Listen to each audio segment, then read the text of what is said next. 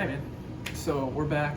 Before I get into what I'm reviewing today, I just want to preface it with a few things. I've been really recently, for the few people that watch these or may have noticed, just for my own sake, I'm going to be more structured, with how I do these things. I started off really good. I think back when I started doing, I think the first show I really was in depth with was Euphoria, and then Marvelous Mrs. Maisel a little bit, where I did like a full highlights and lowlights and all that stuff, and I've gotten away from that in the recent things that I've reviewed, just because I usually kind of watch it and jump over, or I wait too long and then I want to just get it out, and so I never write anything down or have specifics. I just post it to be able to tell myself I posted it. And it's getting harder to post just because I feel like I'm not really giving anything, and therefore it's like I don't really know what am I doing this for, And so I want to be more structured, and I'm going to start that right now. And so I feel bad for anybody that's watched videos from recently and is going to be like, what the hell? But yeah, so we're going to go back to, it may not be highlights and lowlights for some things, because some things I'm not going to have things that I don't like about it. But I'm going to try to be specific about maybe telling you some plot points rather than just being like, it's a great episode. Starting with this. This episode is season 3 of Atlanta, episode 4. As anybody who's watching these knows, I'm super excited about every episode that comes out. This one I was a day late watching it. Oh no, I wasn't. Maybe not. I'm a day late posting it, I guess. But so I was tossing this idea back and forth in my head. The title of the episode is The Big Payback, and it's so good. And this is a lot like episode 1, which if you watch the video or you just watch the show, you know that it's got none of the principal characters. And so the phrase I'd been using was it's a filler episode because it's not the main story, I guess. But in my head, I recently realized I was like, it is, because the main story does almost nothing to do with the principal characters. It's not really their journey or specifically what's happening to them. It's what's happening in the world, and they're just there to view it. I think that's the story they're trying to tell, and so I think them being there or not that they're not important and their journey isn't specific, but that I think the bigger, grander picture is what's really key for the show. And so I don't want to call these fillers. I'm going to say side stories, because obviously the principal characters are what a lot of people are coming in to see. Donald Glover, Brian Tyree Henry, and like I'm forgetting the names, but I'm going to say it. Zazie Beetz and Lakeith Stanfield. There we go. The principal characters. And I have a thought about why that might be, but we'll get to that. I love what's happening here.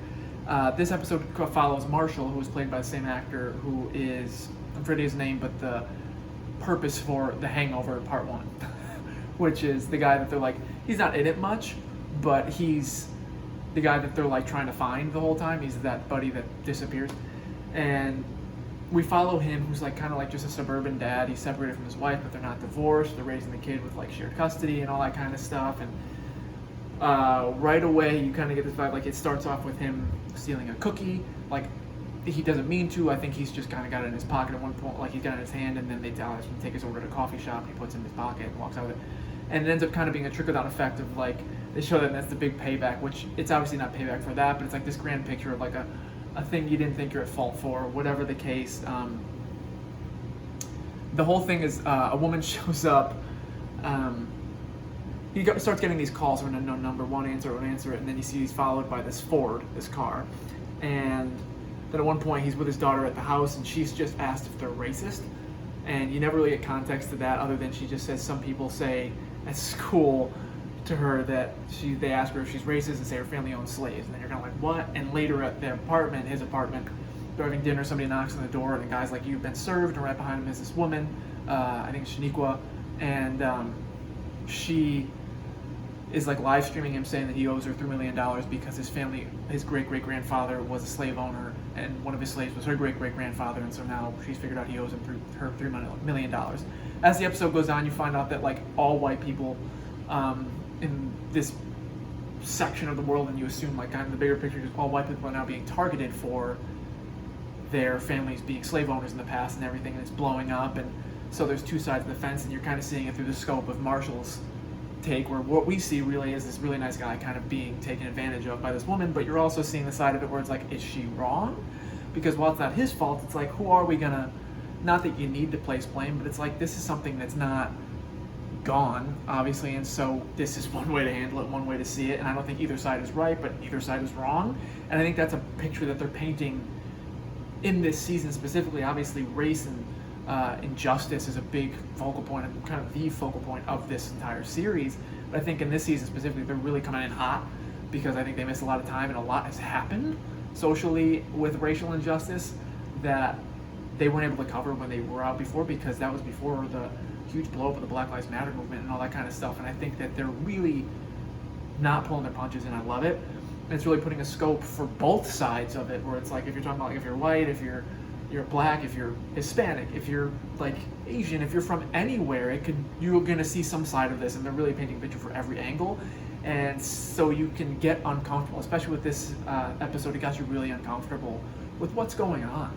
And it's like if you're a white person watching this, you're uncomfortable. If you're a black person, you're also uncomfortable, because I'm sure you're not wanting to be like this woman going, give me $3 million, because it's painting a picture almost like I was like, well, like, why doesn't she get a job? Or like, if she has a job, why does she need this? And it's like she's targeting this one man because she wants payback, and she's going to put it all on this guy's shoulders.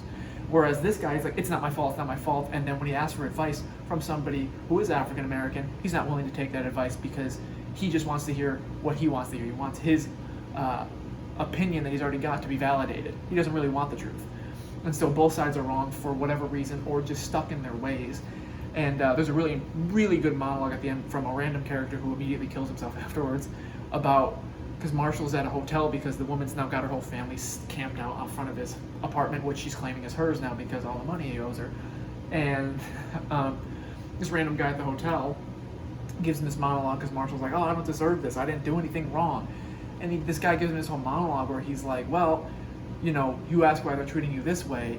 Why did your ancestors treat them that way? Where is the line drawn, and why are they wrong now if you're not wrong for what your ancestors did to their ancestors? And I'm not doing it justice. If you please watch this episode, I keep saying please watch it because you should, but that monologue is something that even as an actor, I was like, that's a monologue I might want to look at twice, because what's being said in that monologue is so important and could be taken so many different ways. And then it's even a key to the fact that, like, this man killed himself right afterwards. So, like, where does he really stand? Where is he tiptoeing this line? What does he mean by it? And what could you mean? What could anybody mean with these words? And I think it really encapsulates the message of this season. It's just, you know, people need to sit down and think about what's going on and how they're going to handle it. Where do you stand? I think that's immediately what I thought. I was like, where do I stand on everything? Have I been caring enough? Do I take enough accountability for everything that goes on in the world and my part in it? Super key.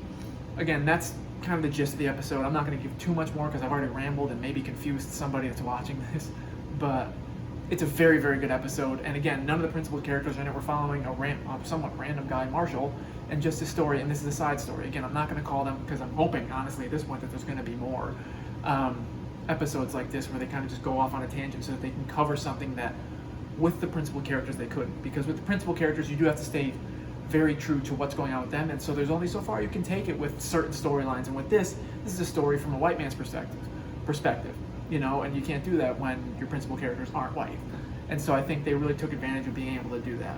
That being said, I have a hot take on why they're doing so many of these this season. I think because when they first started filming this, while these people were bigger, I think Lakeith Stanfield and Brian Tyree Henry and Zazie Beetz weren't doing as much as they are right now outside of this project. And so I think even just looking at when they were filming this and what's come out recently with all three of them in it, and what's probably already in the works and what they've been filming, and even Donald Glover, what he's probably got going on, I don't think they could all be there for all the for filming every episode. I think they had to figure out, what are we going to do to get to 10 episodes? Because I also know they filmed this season and the next one.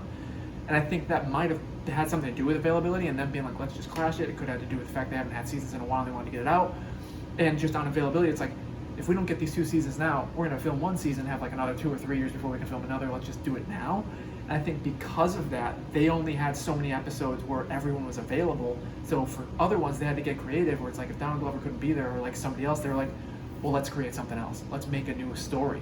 And let's bring in some other people and tell it from a different vantage point. And I love that both of these other episodes are more encompassing of stories that they couldn't tell with the principal characters. They're really taking advantage of it, because I firmly believe that it's because people like Brian Tyree Henry is like,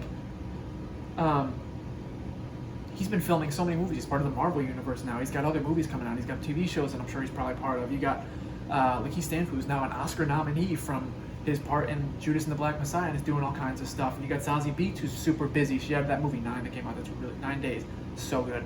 And she's a part of everything. And so it's like, And then obviously Donald Glover, so he's probably attached to a bunch of different projects, and so now it's so much harder, I think, for them to film, because you usually don't see shows with this many A-listers kind of just available. And so I think they're really taking advantage of it, and it's making the show even better. That's my take. I'm so sure that I'm right about why that is, but regardless of if I am, I'm so glad they're going this direction with it. I can't wait for the next episode. Again, I'm not going to do highlights and lowlights for this one, but episode 5 out of 5. This season so far, I'm giving it a 5 out of 5. Because I really, even the episodes that they're not in, I'm really enjoying it. So, excuse me again. Sorry, I got gas my chest. But, yes, please go watch it. This is episode 4 of season 3. It is the big payback, and I think you should go watch it. Atlanta, season 3. Get to it now. Peace.